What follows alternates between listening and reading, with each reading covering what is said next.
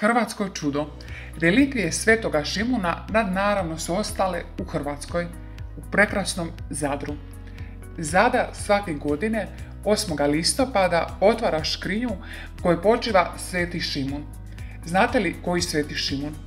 Sveti Šimun, pravedan i bogobojazan čovjek iz Jeruzalema, kojemu je Duh Sveti obećao da neće umrijeti dok ne vidi Mesiju. Tako je dočekao u Jeruzalemskom hramu Mariju i Josipa, te uzeo u naručje Isusa i u njemu je prepoznao Mesiju, a njegovoj majci prorekao je kako će joj mač boli probosti dušu. Tijelo upravo ovoga sveca nalaze se u Zadru, u crkvi Svetoga Šimuna na glavnom oltaru, a o njegovom prebivanju također postoji čudesno svjedočanstvo. Hodočasnici iz svih krajeva svijeta u Zadru mogu vidjeti njegovo balzamirano, neraspadnuto tijelo i pomoliti se tom velikom svecu kojega danas slavi sveopća crkva. A škrinju je kao zavjetni dar dala izraditi hrvatsko-ugarska kraljica Elizabeta. Ona je bila kći bosanskog bana Stjepana Kotromanića i žena Ljudevita Anžuvinca. A ovo djelo je izveo zlatar koji je u Zadru imao svoju zlatarsku radionicu Franjo Antunov iz Milana 1380. godine.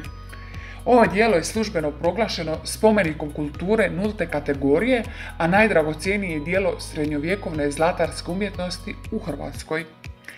Relikvije Svetog Šimuna su stigle u Zadar u 13. stoljeću, kada je neki mletački križar ili trgovac na putu za Veneciju zbog jake oluje morao pristati u luku.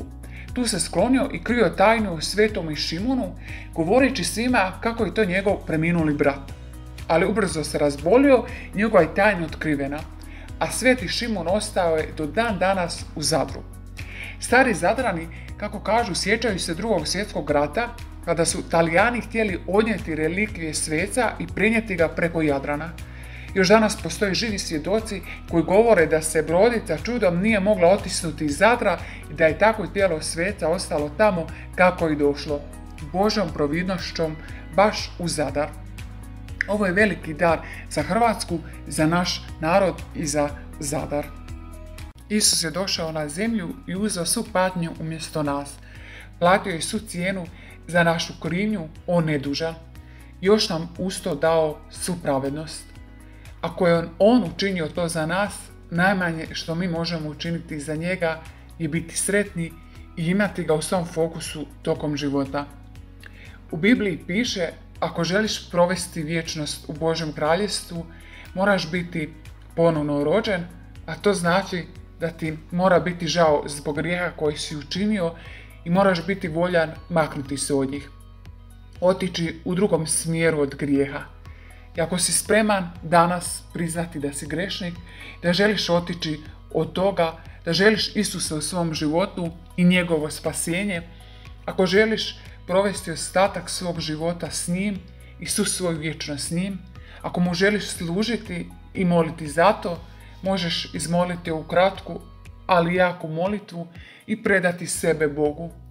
Najveći dar kojeg možeš primiti tokom svog života je Isus i on ti se želi dati. Vjeruj mi, promijenit će ti se život kad ga primiš u svoj život.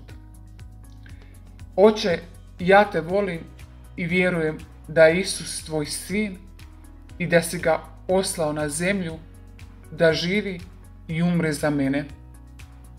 Znam da sam grešnik i žao mi je za način kako sam živio. Molim te da mi oprostiš. Ja se kajem i spreman sam ostaviti taj grijeh i krenuti u drugom smjeru. Želim biti sljedbenik Isusa, želim učiti o njegovim putovima i biti sve što on želi da budem. Isuse, ja vjerujem da si ti sin Boga živoga, vjerujem da si živio i umro za mene. Vjerujem da si ustao od mrtvih i molim te da uđeš u moje srce i u moj život sada. Primi me kao svoje dijete. U Isusovo ime. Amen. Drži svoj fokus na Bogu i biti.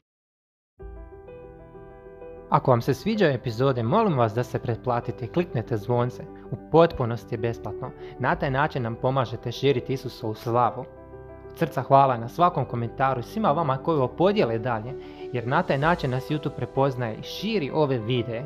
Od srca vam svima hvala. Neka vas dragi Bog blagoslovi, vječno čuva, a za Gospe prati do vijeka.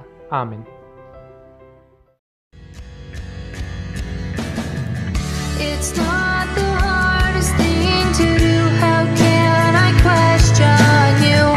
Throw my life into the fray. Let go and live my life your way. Make these changes, make me strongly to His grace to guide you on. Lord, I say from bending knee, I'll do what you ask of me.